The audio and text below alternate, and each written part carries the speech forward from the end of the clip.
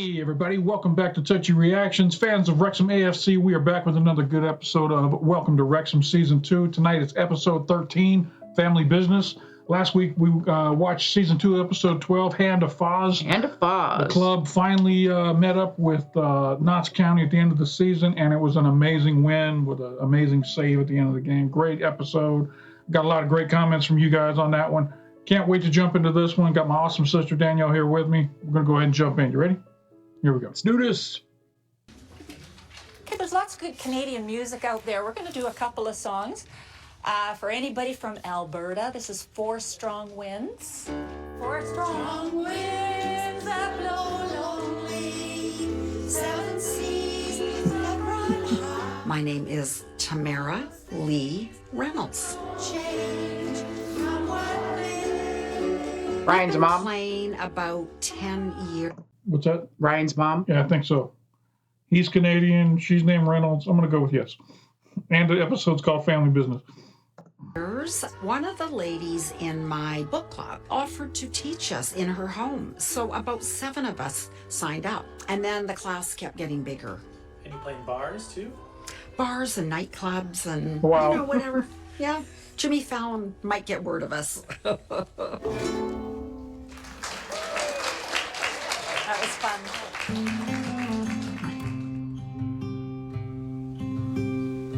I'm the proud mother of 4 boys.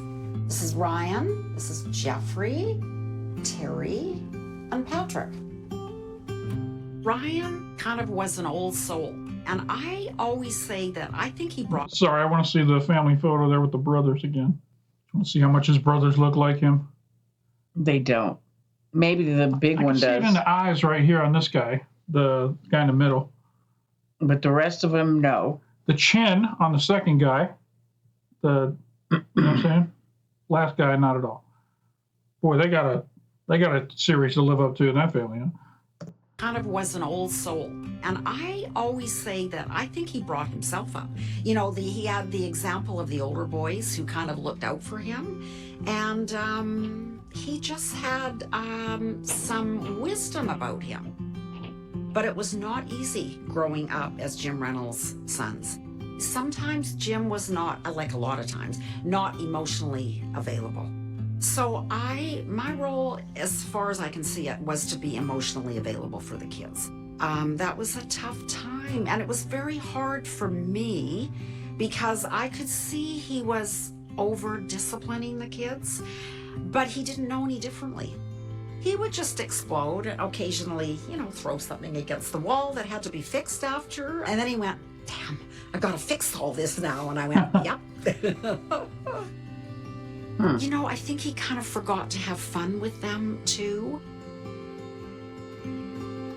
When he was diagnosed with Parkinson's, it was a downward journey. It was a tough situation.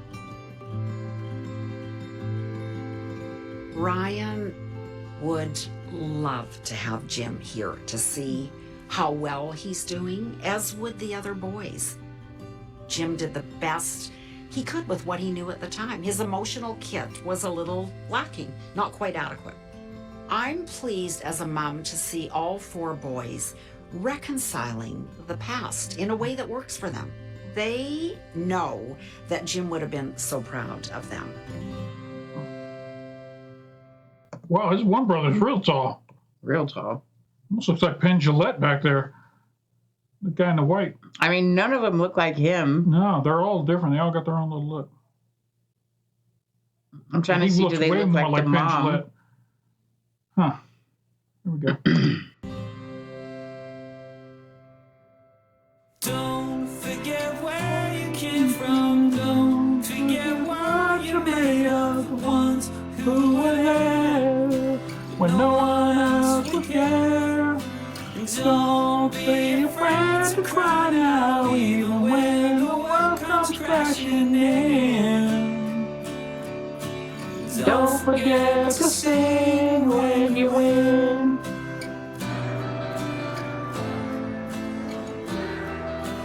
Don't forget to sing when you win. My relationship with my father was almost exclusively tethered and held together by our mutual love of sports. Kind of everything, you know, the only thing we talked about. So it's just so much. It's such a harbor in the tempest there for so many people. It's a safe place to always return to. So no matter what happens, no matter how frayed or fractured your relationship might be, it's a common ground that you can always come back to and reset and restart. This is a generational experience. And there are so many things that we pass on, that we inherit and that we pass on. When I think about this experience with Wrexham, I try to think of all the wonderful things that were passed down to me, and I try to take the best parts of those things and give those to my children. My kids are obsessed with Wrexham. They're obsessed with Wrexham.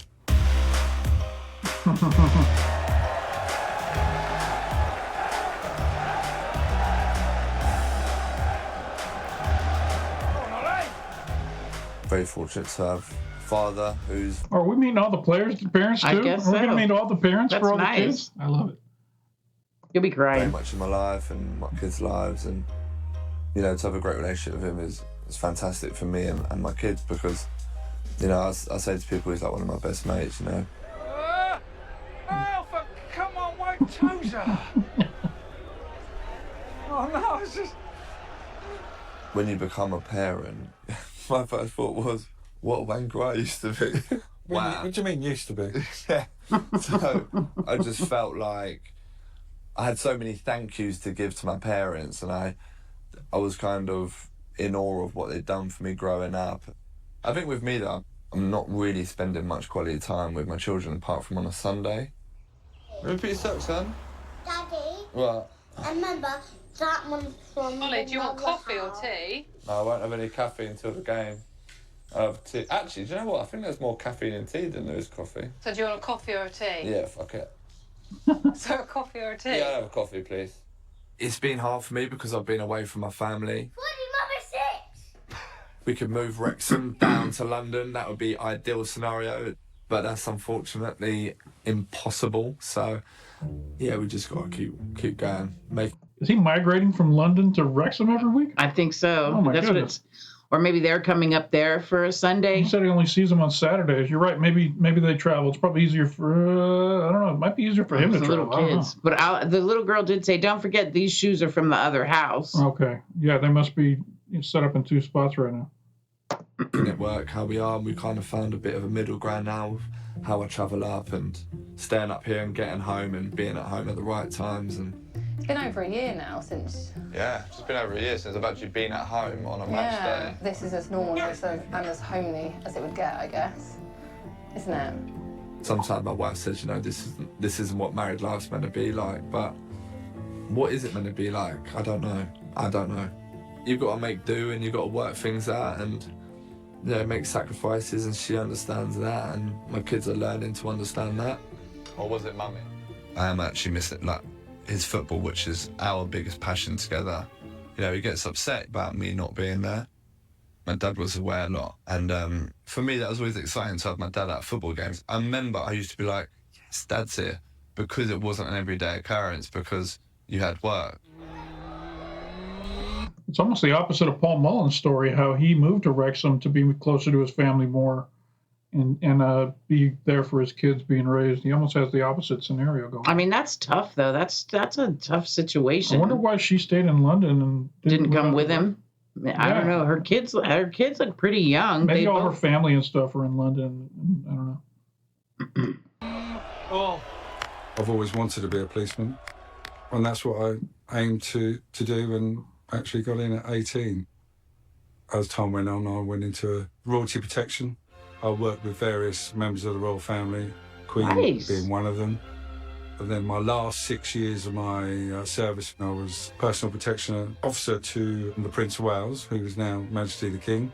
I mean, there are huge moments, you know, there's going down the Thames on the royal barge for the Jubilee, or Remembrance Sunday, or even the Royal Albert Hall, Royal Variety performance with Dame Edna Everage in the Royal Box, which is a good clip.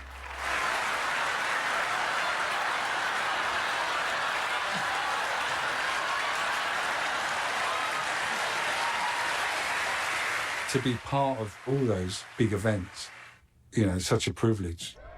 Well, So who's doing better? Or his dad? I mean, that's a tough one because one's a professional footballer, the other one is personal security to the royal family. Yeah, that's pretty crazy. And every time I see Dame Edna, she's so quintessential England.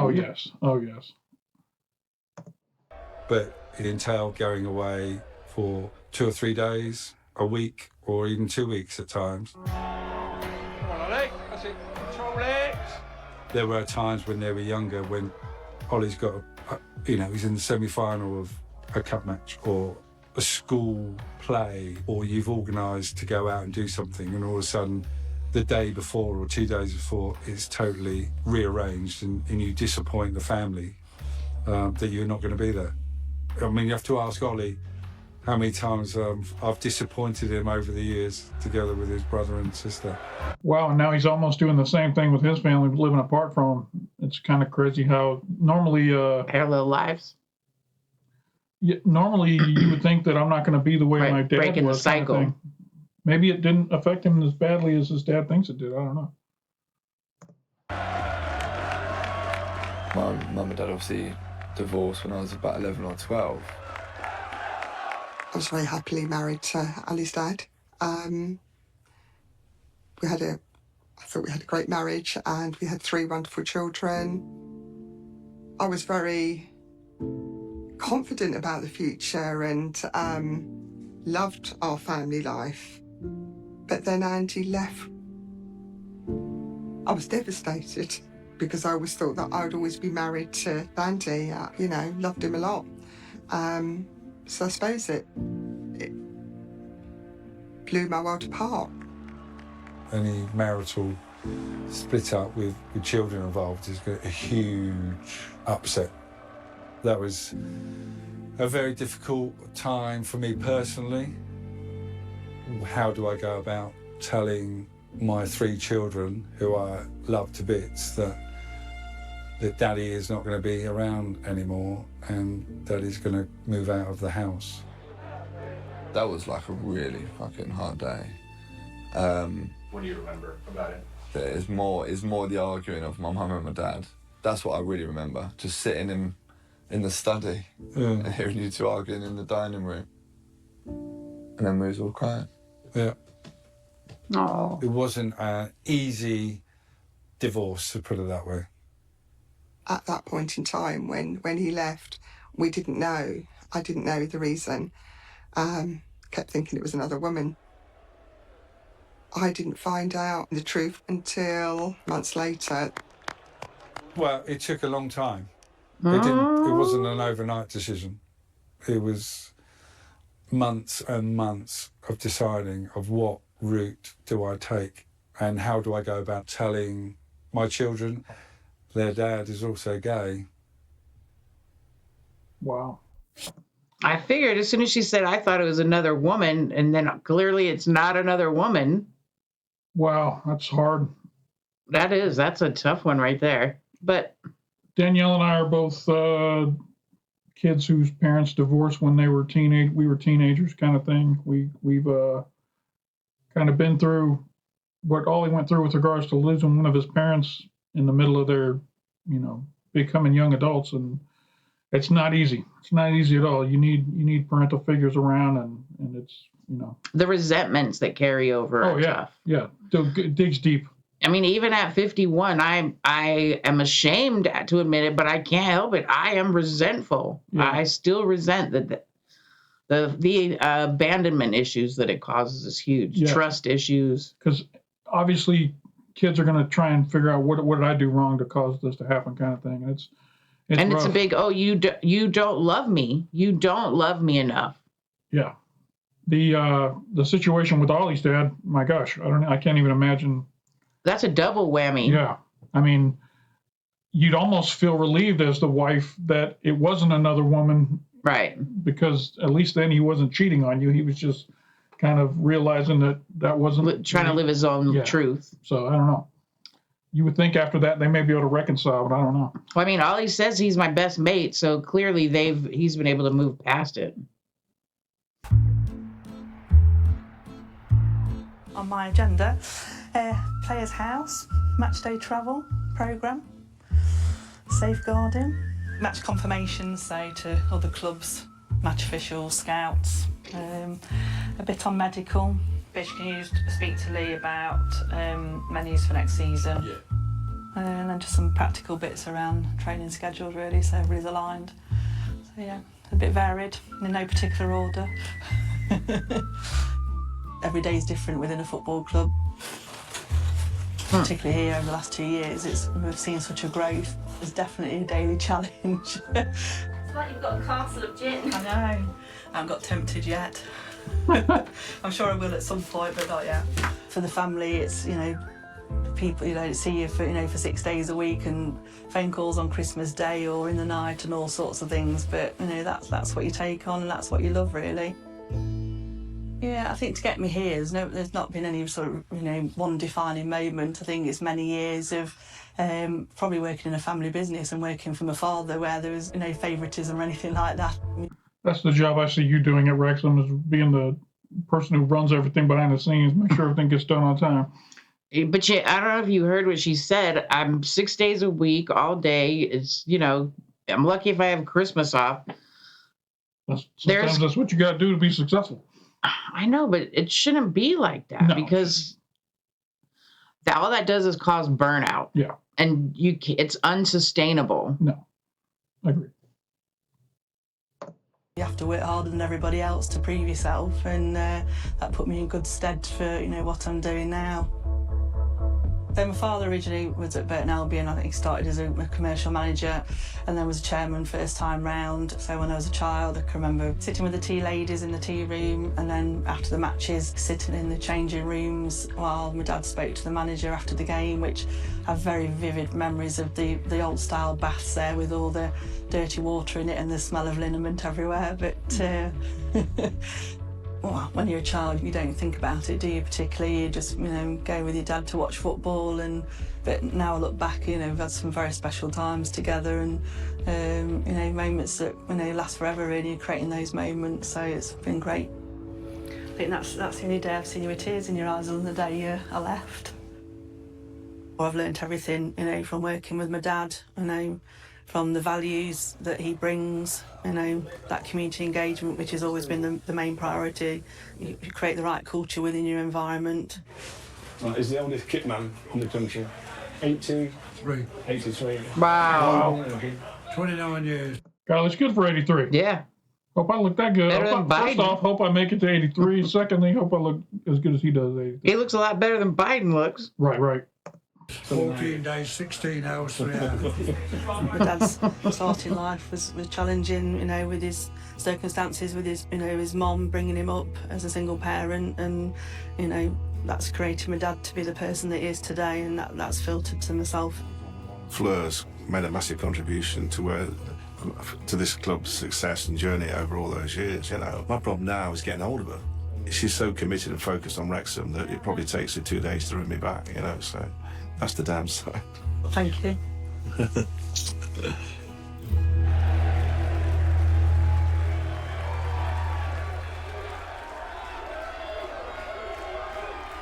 My life was Andy Palmer, the heterosexual married man, 3 children, being a police officer. And now all of a sudden, the people that thought they knew me, suddenly they know a different person. Yeah, it was a shock to my system. And I wished I'd found out when it happened and that he was honest and truthful with me. And we sort of kept it from the children. And that wasn't my choice. We ended up telling them about 18 months later. They don't write books about how to go about it. And you never know how your children are going to react. I think my eldest child found it the hardest. But Ollie took it in his stride, really. He seemed to accept the situation that we were in. My dad didn't really ever express himself as a person, as a dad. He didn't let us know how he was feeling. And we spoke about that when I got older. We spoke about why he kept things back. We spoke about why he made some decisions that he made. You know, he mentioned that he wanted to keep his feelings to himself because I was not old enough to understand them. That's okay, that was his choice, you know? Do you know what I found really comforting is that we did have a good marriage, and actually he didn't leave me for another woman. He actually left me for another guy, and I can't compete with that. Not at all. No. Man, I gotta tell you, the last episode was so much fun. This one has got a lot of not negative stuff, but just not so fun stuff in it. I hate to hear about families getting divorced and, you know, hard times and all this kind of stuff. Can I just see a little bit of football, maybe a goal or two, Jimmy? I mean, I'll enjoy the story, I promise. And he did say to me, "You're the only woman I'll ever love." And I've always get a lot of comfort from that. I'm getting emotional now because I've never spoken about it, but, you know, you're the strongest person I know, and I love you very much, and thank you for always being there for me. Oh, thank you. And you're the best mum I could have asked for. Gosh. Here he comes. Holding up the traffic. Pick up. This is all you really do for work? Yeah. This is all you've done for work, really, last 20 years? I appreciate that, actually. It must have been an extremely tough time for you, you know. You had a certain job which come with a lot of coverage. Yeah. And also you had parents who were, what's the word?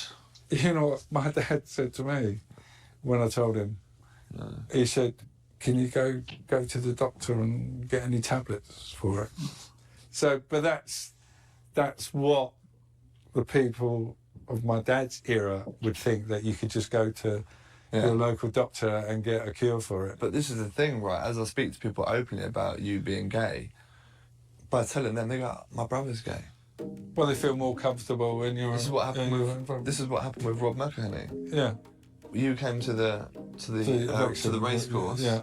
I said to Rob, "This is my dad. This is partner Mark." And then we travelled down to the game, and he travelled with us. Oh, I said, okay. "That wasn't his business partner, by the way." He's like, "I did have an idea." I was like, "Why?" Hi, my name is Helena McElhenney. My son is Rob McElhenney, and this is his other mom. Wow, he looked just like himself as a kid. That picture was great.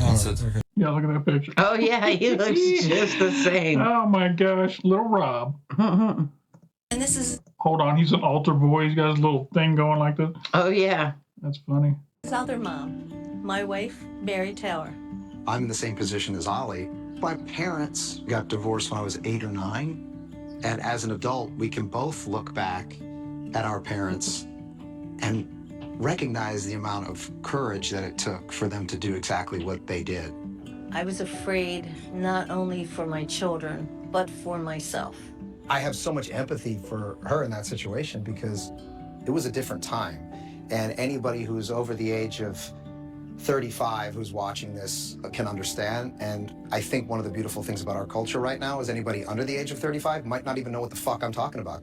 Yeah, I'm just over 35 myself, so Me too. I barely get it. I'm like 36. But I understand what he's saying, because being gay was stigmatized all the way up until, I don't know, probably 2000 maybe? Yeah, it was, the only time you ever saw it was it being spoofed or parodied on TV as some flamboyant over-the-top character who really wasn't played by a gay person at all. So nowadays that wouldn't even be considered politically correct. When you think about like Ellen, you know, she came out on her show. That was a huge moment in TV. Yeah.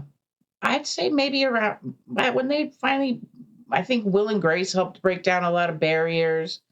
But I like that we're in a culture now where people don't have to be afraid to say that. You know, right. That's the difference, is you had so many people that hid it. If you think about the 80s and the 90s, all the rumors that circulate, oh, he's gay or she's gay, or oh, they're hiding that they're gay. Yep. Now at least people are allowed to live their life. Yeah. And everyone's it's not the stigma has been removed somewhat. Exactly. It's great. I get asked a lot about what it was like to have two moms, and the truth is, I don't know anything different. it was pretty great. It definitely shaped my view of the world, my perspective.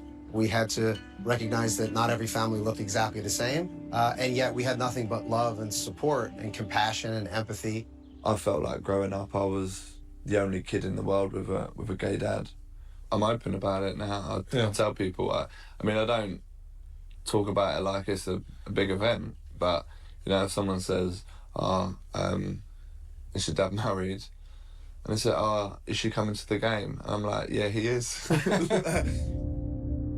If I could go back, I would tell me to not be afraid, to be strong and know that because you are who you are and you have a loving family, that they'll support you. Sitting next to each other right now, how does it feel to be next to your dad, to be next to your son? And It's been great, really, and I wish we probably did do it more, but again, we're both really laid back.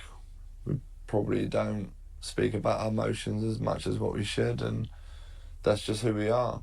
But as long as my dad knows that I love him and I know that he loves me, then I'm happy. And we do. Don't cry. No, we're fine. All good. Yeah, we're good. Love you. His dad was in a really the type of job that's kind of a macho type job too, so that For must have sure. been really hard to keep that. I mean, isn't that the equivalent of the Secret Service? Yeah, pretty much. I hope that he didn't get backlash by coming out through his work. He's the right age that he would have got such.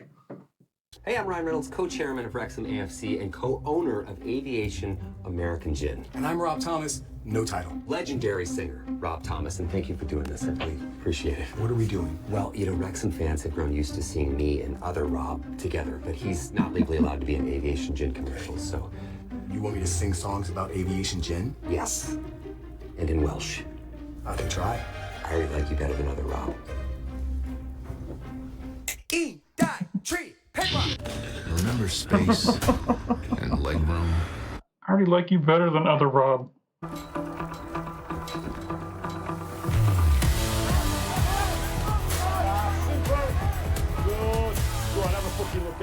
So every football team is a tapestry made up of all the different players, but they're united by the same goal, which is that they want to win, they want to do well for this town, this team, and get out of this league. Elliot was a player we looked at and we chased the hardest because we had a lot of clubs wanted to sign him.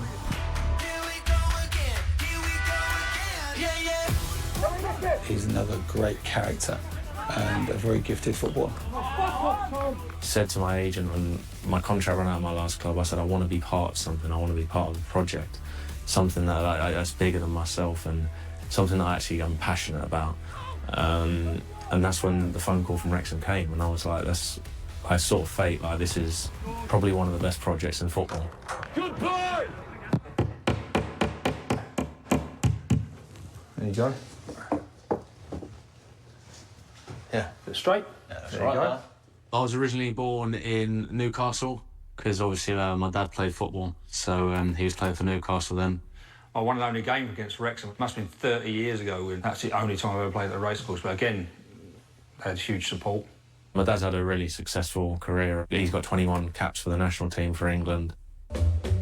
What a cap signifies is the number of times a player has appeared for his or her national football team. So, if you played a match for England, for example, you receive an honorary cap. So, in the case of Rob Lee, he's played for England 21 times and he has 21 caps. Don't drop that. It's all right, you got 20 more, haven't you? Yeah, you're right. Yeah, you're right. So obviously when you're growing up and you're seeing your It's a literal cap? A literal cap. Wow. dad do stuff like that, it's only natural to think, wow, one day I want to be doing this and I want to be playing in front of these crowds. To become a footballer, but I think seeing your dad do it and play at the level he has was sort of a driving force for me and my brother. And we'd get home from school, straight out in the garden, me and my brother just playing football all the time.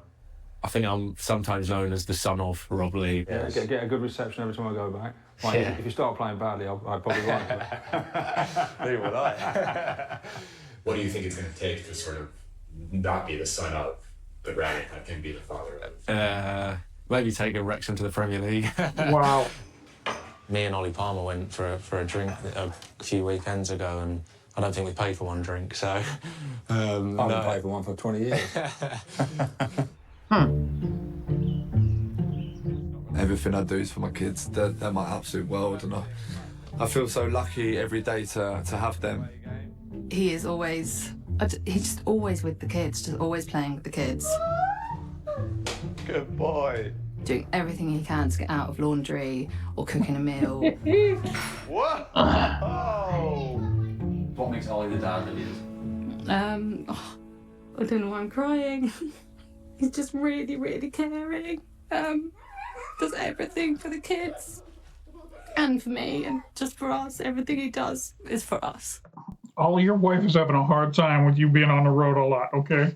Well, also, it sounds like she's got a lot of respect and love for him. Yeah, but it sounds like that even when he's home, he spends all the time with the kids, and she feels like she's not getting that one-on-one time that she needs, kind of thing. Ollie, spend some time with your wife a little bit, man. She needs it. I can see it in her eyes.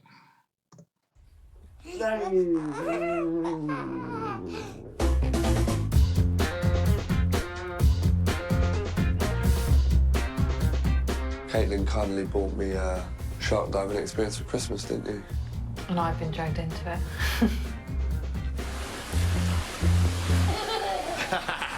Just want to be a fun dad that my kids can look back on memories and just be there and be present and them just know that I was always around.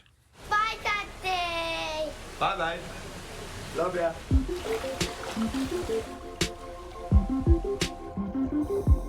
Pass. You want one of those for Christmas? That's a hard pass. I'll see what I can work out. We're here in Tennessee. Maybe I can get you with some gators or something. Listen, I have enough danger when I eat chocolate cake. I don't need to go diving with a shark.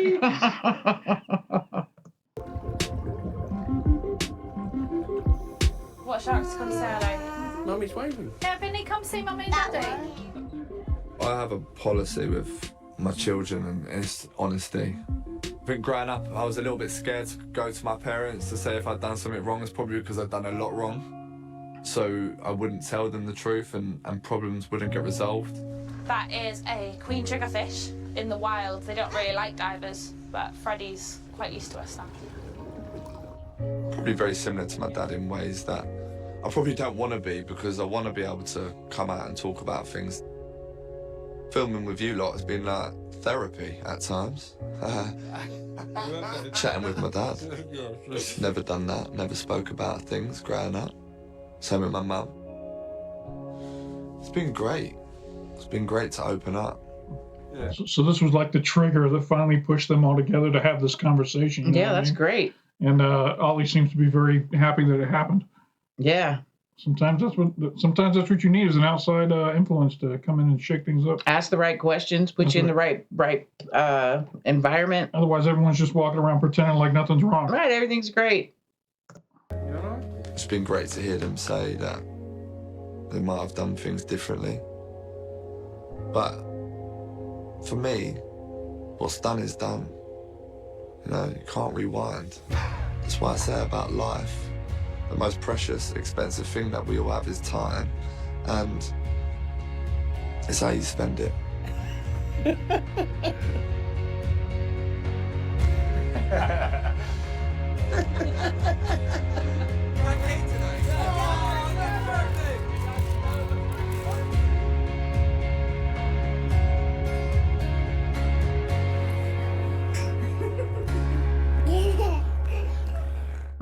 Okay. All right. That was a interesting episode. I'm not going to say it was my favorite, but it definitely had a lot of good heart and a lot of... I mean, it was very interesting. That guy being the Secret Service for the royal family, that's pretty prestigious. I'd say that's more prestigious than being a footballer. Granted, it's anonymous, but still, that's pretty, I mean... I like his message at the end there about the most valuable thing we have is our time and how we spend it, because... You can't go back. I enjoy this time that I get to spend with my sister. Aww. And we've got it all on film. Except when I'm chewing ice or clapping too loud or sliding out of frame. Yeah. The guy who edits our videos gives her all kinds of shit about making lots of inappropriate noise. Anyway, but I love this time I get to spend with my sister, watching Wrexham, having a good time, having a laugh. anyway. It's good. It's good fun. It is. I enjoyed this. I'm glad I turned you on to it. We've only got a couple episodes left for this season, so we got to enjoy it while we can. All right. This was a lot of fun for me. If you guys enjoyed it, hit that like button down below. It doesn't cost you anything. Makes us feel good when people like our videos. If you're not subscribed to the channel yet, hit that big red button down below. It'll turn gray, let you know you have subscribed. And if you hit that bell off to the side, it'll let you know anytime we drop new content over here on the channel. We drop new Wrexham episodes every Thursday, so come on back for that. And if there's 2 episodes drop, we'll probably drop one on Friday as well. So come on back for that. Danielle, thank you for joining me. No problem. And we got another one to watch tonight because they dropped 2 this week. So if you're feeling the need to come out, listen, I'm there for you. Okay. I'll let you know. All right. So for anyone who made it this far into the video, we appreciate you stopping by. And don't forget to come on back. If you enjoyed this video, the YouTube algorithm is pretty sure you're also going to enjoy this video right here.